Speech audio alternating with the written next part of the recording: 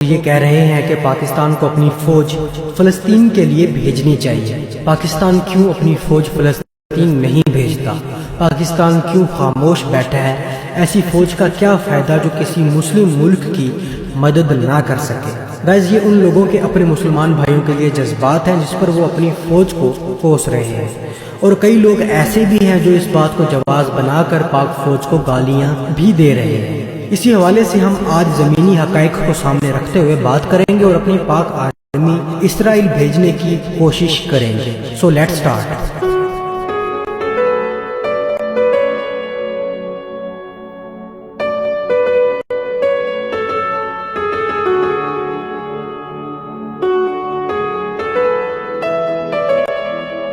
یہ لوگ پاک فورسز اسرائیل پر حملہ کرنے کے لیے یہاں پر تیار بیٹھے ہیں، سب سامان، سب اسلحہ، سب کچھ لے لیا ہے۔ اب آپ بتاؤ کہاں سے، کس راستے سے جانا ہے؟ پہلا راستہ ایران، عراق اور اردن سے ہوتا ہوا اسرائیل تک پہنچتا ہے۔ تو کیا آپ کو ایران پورے ہتھیاروں کے ساتھ اپنے علاقے میں گھسنے دے گا؟ کیا آپ کے ایران کے ساتھ ڈپلومیٹک ریلیشن اتنے اچھے ہیں کہ ایران آپ کو اپنی بیسز دے دے گا اور اپنے ملک کے اندر آپ کی اسلحہ بردار فوج کو داخل ہونے دے گا؟ کبھی بھی نہیں۔ بالفرض ایران آپ کو اس لیے راستہ دے دیتا ہے کہ بات فلسطینی مسلمان بھائیوں کی ہے، تو کیا براستہ ایران سے آنے والی پاک فوج کو عراق اپنی ٹیریٹری میں داخل ہونے دے گا؟ ایران اور عراق کی جنگوں کا آپ سب کو پتہ ہے۔ چلو یہاں پر بھی فرض کر لیتے ہیں کہ عراق اسلام کے نام پر ہماری فوج کو عراق میں داخل ہونے دیتا ہے، تو کیا عراق میں موجود امریکہ کی 6 ملٹری بیسز آپ کو اسرائیل تک پہنچنے دیں گی؟ وہ لوگ پہلے سے تیاری کر کے بیٹھے ہوں گے۔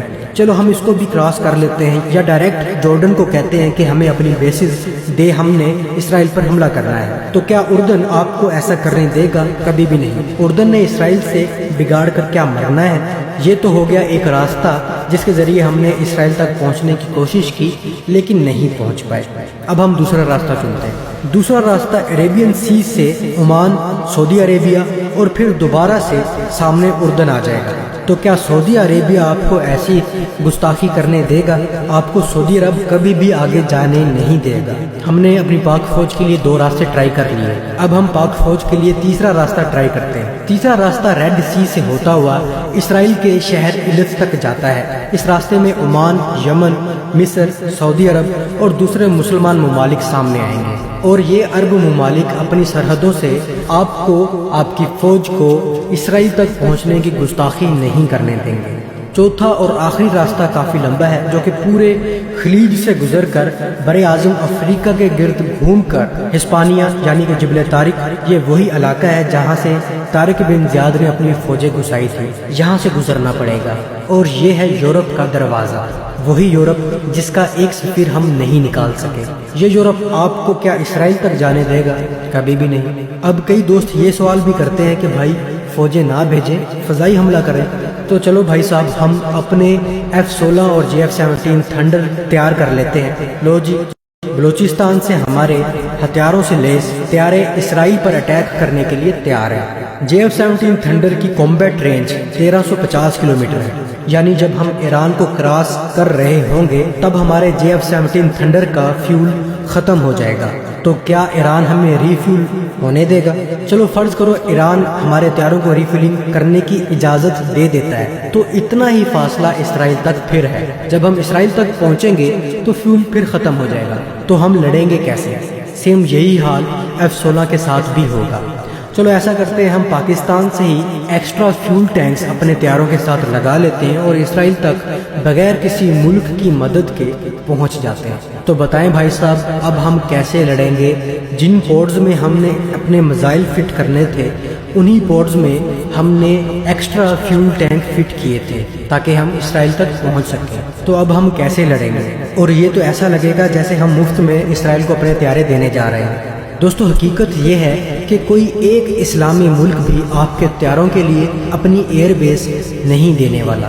انفیکٹ آپ کی راہ میں آپ کے اپنے اسلامی ممالک ہی رکاوٹ بن کے کھڑے ہیں۔ ان میں عوام کا کوئی قصور نہیں ہے، ان کے حکمران ہی بغیرت ہیں۔ اب سوال یہ بنتا ہے کہ سلوشن کیا ہے؟ تو میرے بھائیوں، میں نے اپنی پچھلی ویڈیو میں ایسے ہی نہیں کہہ دیا تھا کہ مجاہدوں کو جانے کی اجازت دیں، میں نے یہ ساری فیکٹس دیکھ کر ہی کہا تھا۔ دیکھیں، اگر آپ مجاہدوں کے ذریعے پراکسی وار لڑتے ہیں تو یہ سب سے بہتر ہوگا، کیونکہ اس میں آپ ان آفیشیل کام کر رہے ہیں اور دوسرے ممالک بھی آپ کے مجاہدوں کی ان آفیشیلی مدد کر سکتے ہیں۔ لیکن ایک فوج کے لیے اسرائیل پر اٹیک کرنا تب ہی ممکن ہوگا جب تمام مسلم ممالک میں اتحاد ہو، اور عرب حکمران تو کبھی بھی ایسا اتحاد نہیں بنانے والے جو اسرائیل کے خلاف ہو۔ تو پھر سلوشن یہی رہ جاتا ہے کہ جیسے میں نے پچھلی ویڈیو میں کہا تھا کہ پاکستان تب تک کچھ نہیں کر سکتا جب تک عربوں کے بلاک میں شامل ہے۔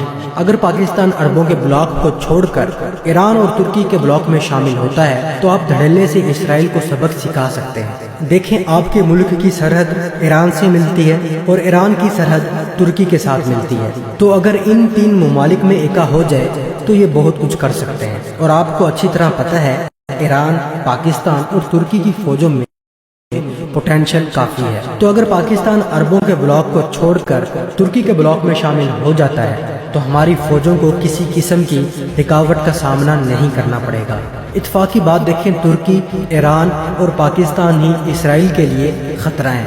اسرائیل انہی تین ممالک کو اپنے لیے خطرہ سمجھتا ہے، باقی عرب ممالک ان کے لیے کوئی خطرہ نہیں ہے، اور ویسے بھی عرب اپنی تباہی کی طرف چل نہیں رہے بلکہ دوڑ رہے ہیں۔ بہرحال اسرائیل پر جارحیت کے لیے کم از کم ایران، ترکی اور پاکستان کا ایک ہونا ضروری ہے، ورنہ نہ اکیلا ترکی کچھ کر پائے گا، نہ ایران اور نہ ہی پاکستان کی فوجیں۔ یہ ساری بچوں والی باتیں ہیں کہ فوجیں بھیج دیں، اور اگر پاکستان اکیلے کچھ کرنا چاہتا ہے تو مجاہدین کے سوا کوئی حل نہیں ہے۔ اس کام میں بھی بڑی رکاوٹیں ہیں لیکن ان کا سدباب کیا جا سکتا ہے۔ اچھا گائز، کچھ لوگ کہتے ہیں کہ شاہین 3 میزائل مار دینا چاہیے۔ اس بارے میں جیسا کہ آپ کو پتہ ہے، میں ڈیٹیل سے پچھلی ویڈیو میں بتا چکا ہوں کہ ہم کیوں شاہین 3 میزائل نہیں مار سکتے۔